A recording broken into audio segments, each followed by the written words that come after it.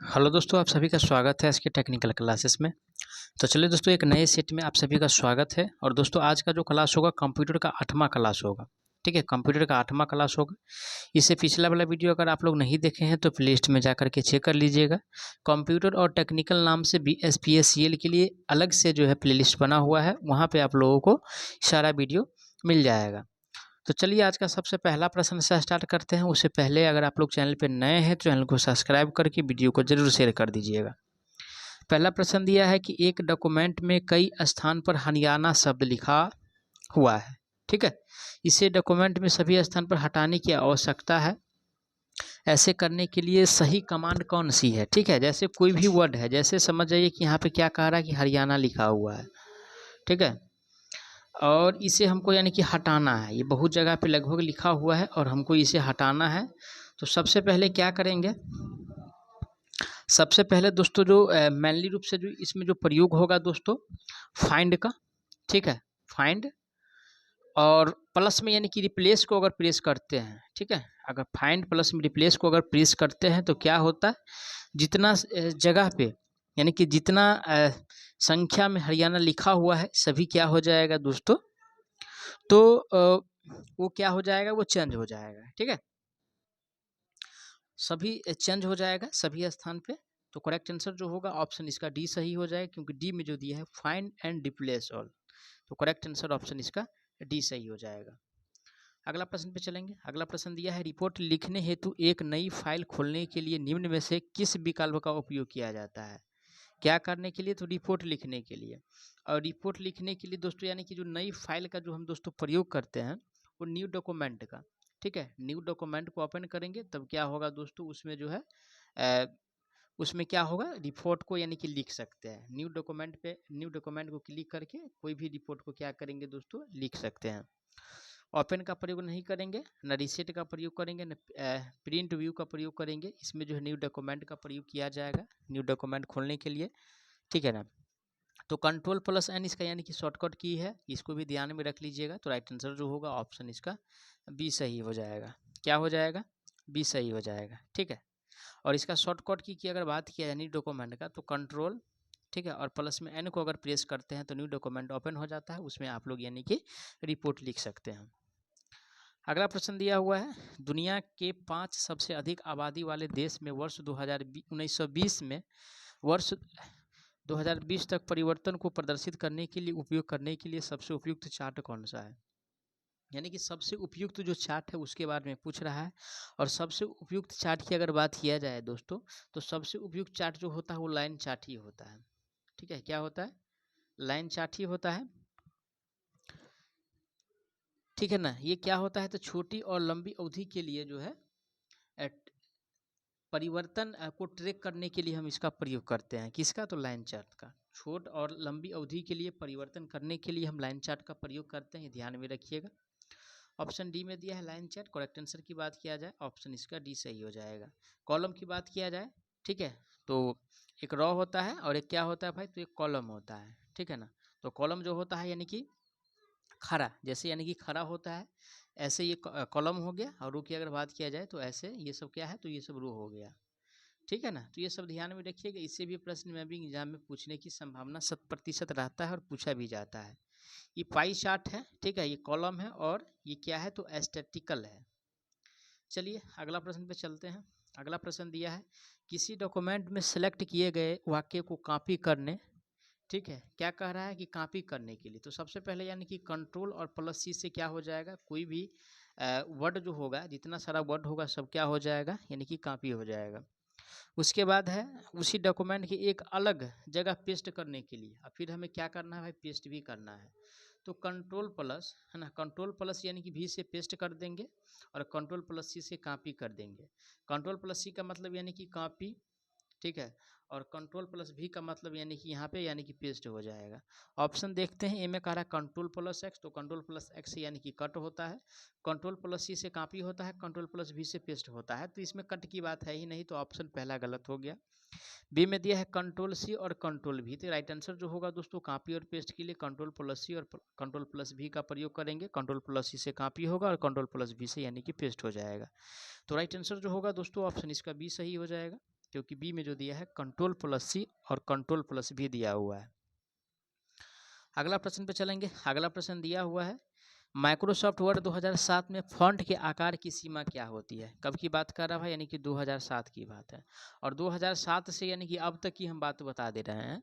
तो 2007 की अगर बात किया जाए तो मिनिमम फॉन्ट की शायद किया जाए वर्ड का, ठीक है, मिनिमम की अगर बात किया जाए तो 1 होता है। कितना होता है? 1 होता है। वहीं पे अगर मैक्सिमम की अगर बात किया जाए, प्रश्न में अगर मैक्सिमम पूछ लिया गया है तो मिनिमम और मैक्सिमम तो दोनों पूछा है। तो मैक्सिमम जो होगा दोस्तों 1638 होता है। कितना होता है? 1638 होता है।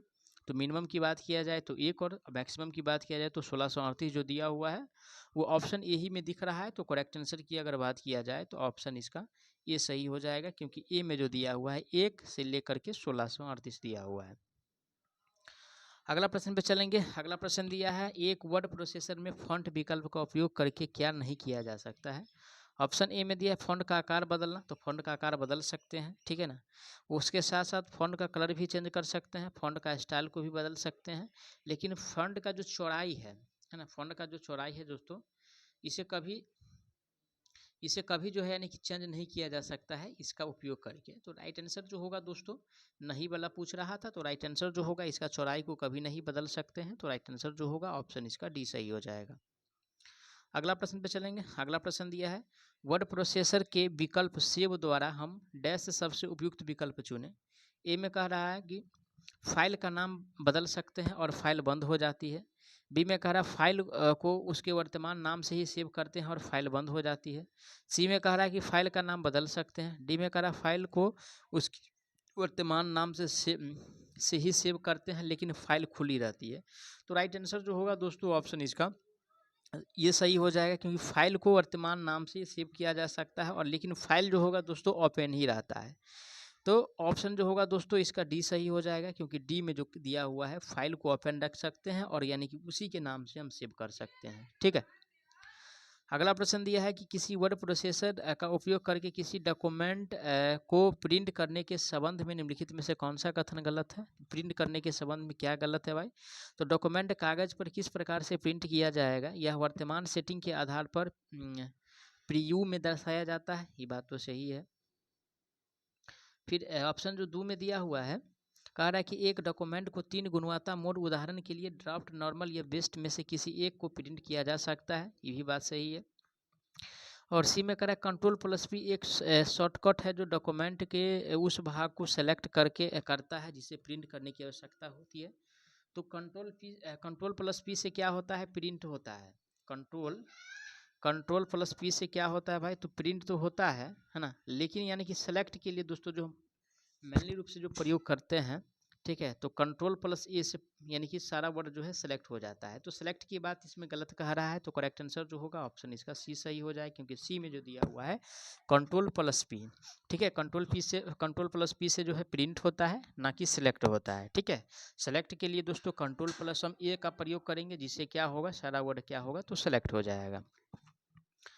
अगला प्रश्न पे चलते हैं। अगला प्रश्न दिया है फॉन्ट, पैराग्राफ, बुलेट्स और नंबरिंग और चेंज केस जैसे विकल्प वर्ड प्रोसेसिंग सॉफ्टवेयर में मेन्यू बार के किस विकल्प में मौजूद होता है। ठीक है, क्या क्या है? तो बुलेट है, ठीक है ना, उसके बाद यानी कि नंबरिंग है और उसके बाद यानी कि चेंज केस है। ये सब दोस्तों जो मौजूद जो होता है दोस्तों, ठीक है, ये सब फॉर्मेट में मौजूद होता है। किसमें? ठीक है, यानी कि फॉर्मेट जो होता है उसमें ये सब यानी कि देखने को मिलता है। तो करेक्ट आंसर जो होगा फॉर्मेट जो दिया है ऑप्शन इसका सी सही हो जाए, क्योंकि सी में जो दिया हुआ है फॉर्मेट दिया हुआ है।